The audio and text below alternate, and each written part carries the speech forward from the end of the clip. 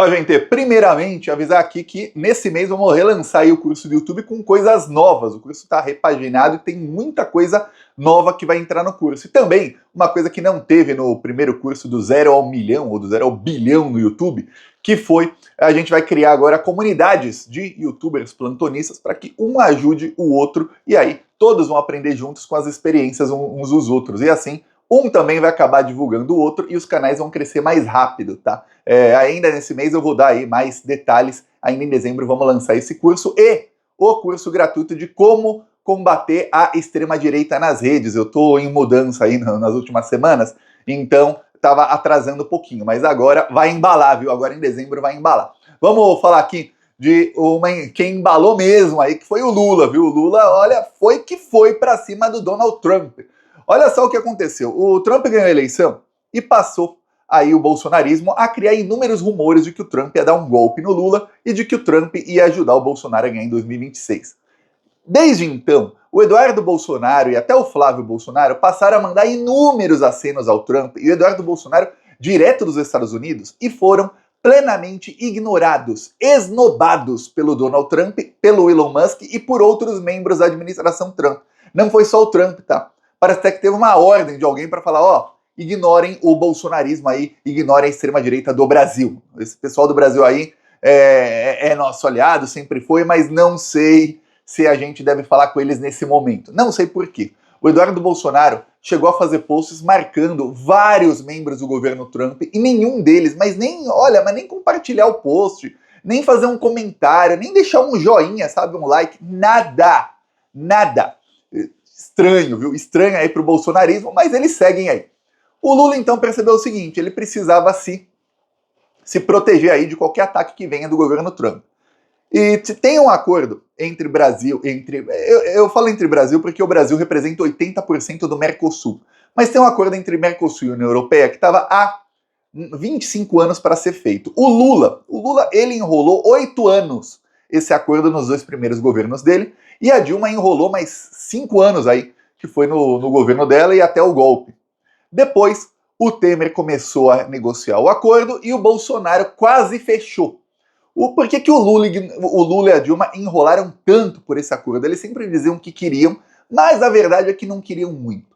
O que acontece é o seguinte, o acordo foi fechado hoje, anunciado hoje, com uma relação de pesos diferente do que era 20 anos atrás e diferente até do que era 2 anos atrás. Vou te explicar. Primeiro aí, os acontecimentos das últimas 2 semanas. O Donald Trump anunciou todos os países dos BRICS com tarifas de 100%. Esses países não poderiam mais vender produtos aos Estados Unidos se eles abandonassem o dólar. Que coisa, hein? O que acontece é que esses países já estão abandonando o dólar. E esse processo está cada vez mais rápido, é um processo imparável. Pois bem, antes disso, o Lula no G20 se encontrou com o presidente da China. Não apenas no G20, mas depois do G20 ele ficou no Brasil e falou com o Lula. Assinaram aí inúmeros acordos. Ali, o Lula falou para os chineses, olha, eu preciso fechar um acordo aí com a União Europeia porque eu preciso me proteger do Trump. Porque o Trump pode impor aí algum tipo de sanção ou tarifa ao Brasil para pressionar principalmente o agro, que é bolsonarista, e a indústria, que também é bolsonarista, ou seja, os bilionários do Brasil são bolsonaristas, a pressionarem o judiciário, pressionarem o Congresso Nacional para um impeachment ou para que aprovem aí a anistia para o Bolsonaro, enfim, alguma coisa para a extrema-direita voltar ao poder. Não é algo muito específico, mas o Lula já sabe disso aí. Então imagina o Lula explicando aí para o presidente da China que, ó, contra o Trump aí, contra as ameaças do Trump, eu preciso fechar o acordo com a União Europeia. Mas a paridade aqui tá ruim. Por quê? Porque o Brasil, e é esse o problema, porque o Lula e a Dilma enrolavam tanto por esse acordo. O Brasil produz muitos bens agrícolas, que são bens aí que é apenas commodities, ou seja, tem plantação ali, tem um monte de máquina que faz quase todo o trabalho, e os empregos que isso gera no agro são empregos aí que, boia fria, empregos na grande maioria das vezes, 80, 90% das vezes, empregos muito mal remunerados, quando não são empregos escravos ou semi-escravos. São poucos engenheiros agrônomos para centenas, aí milhares de trabalhadores que ganham ali um salário mínimo quando ganham. Então, já a União Europeia gera empregos que são na indústria. Gera empregos na Mercedes, cada um ganhando lá 3, 4 mil euros por mês no mínimo.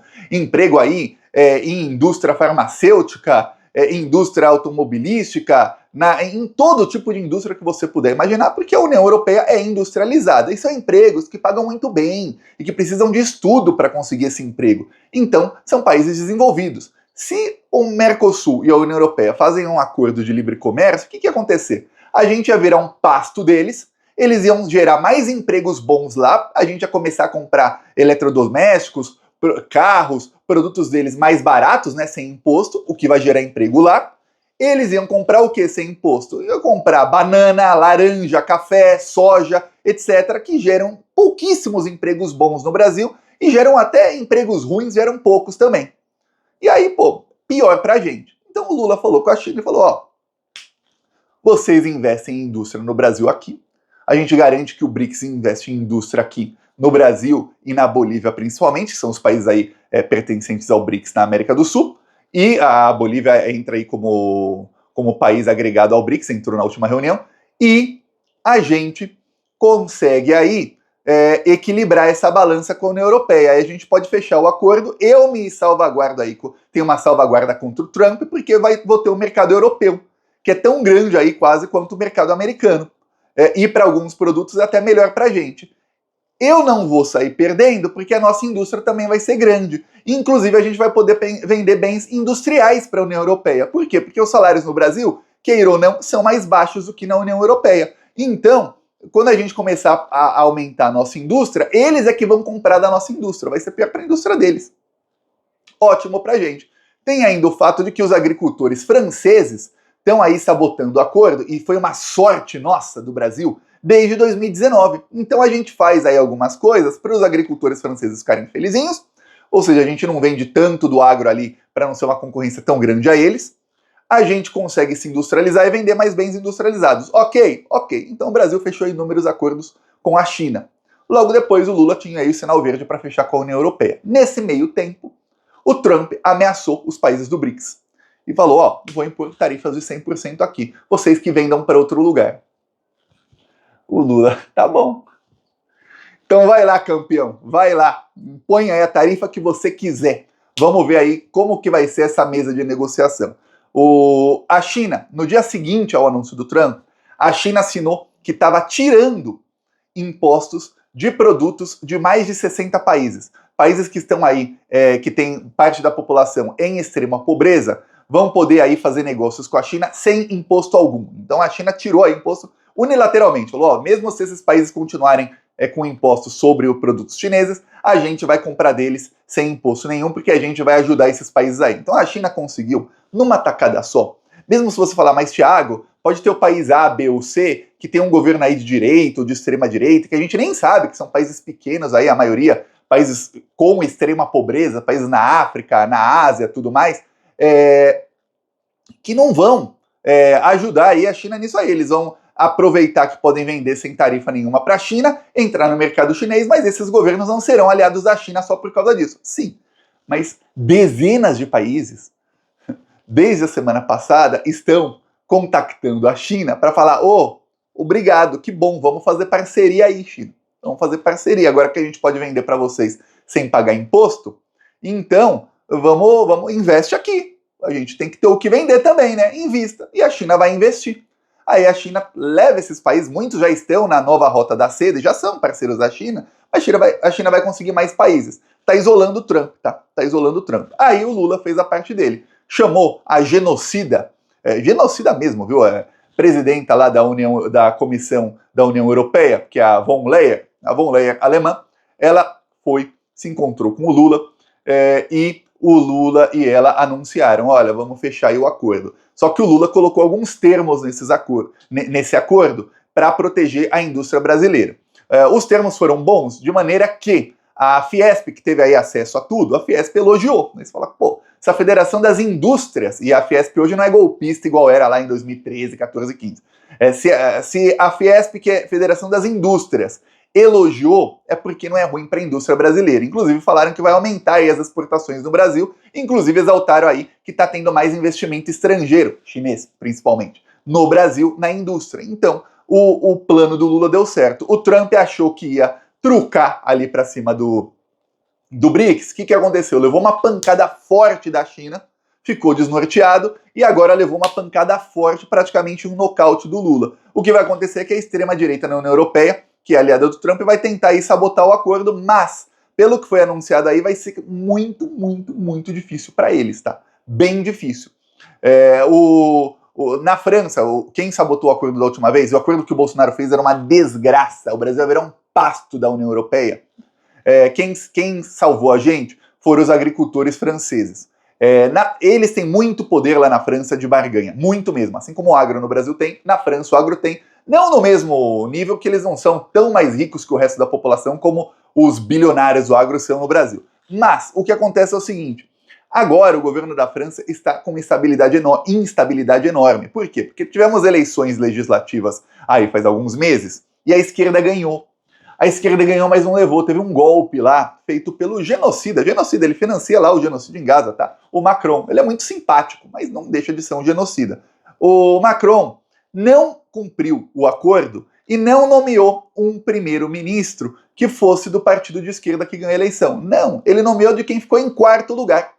Direita neoliberal. É o que aconteceu. A esquerda votou e a extrema-direita também, por motivos diferentes, rejeitam quem foi eleito primeiro-ministro, pelo Macron, e tiraram o primeiro-ministro. Então a França hoje está sem primeiro-ministro, tá lá uma instabilidade. O Macron com sotaque francês, foi até a Rede Nacional de TV para falar que vai ficar na presidência até o último dia do mandato dele. Por que ele foi isso? Se o cara vai em rede de TV para falar eu vou continuar, é porque tá todo mundo achando que não vai. Por quê? Porque já estão falando abertamente em impeachment dele. Impeachment aí do Macron. E aí, inclusive, impeachment é uma palavra francesa. Olha só, já estamos falando aí o impedimento. Em impedir aí o Macron. Aí o que acontece? Ele está falando que não, que vai se manter no poder. Então hoje, os agricultores, eles estão no meio de uma... franceses estão no meio de uma turbulência política lá na França, eles não têm o poder de barganha que eles têm quando está em instabilidade. Porque quando está estabilidade, eles podem desestabilizar. Quando já está tudo um caldeirão borbulhante, não tem muito mais o que desestabilizar. Então tá ruim aí para o poder de barganha deles. Só que da maneira que o Lula fez, protege aí o agro europeu de certa maneira. Por quê? Porque o Lula não tem interesse de que o agro do Brasil se fortaleça de tal maneira que o Brasil vire um pasto da União Europeia, porque aí o Brasil não se desenvolve. Países desenvolvidos, você, se não sabe, eu vou te dizer, são países industrializados, países que pegam ali uma matéria-prima e fazem dele alguma coisa mais valiosa. Eu vou te dar um exemplo para você ver. O Brasil exporta aí toneladas e toneladas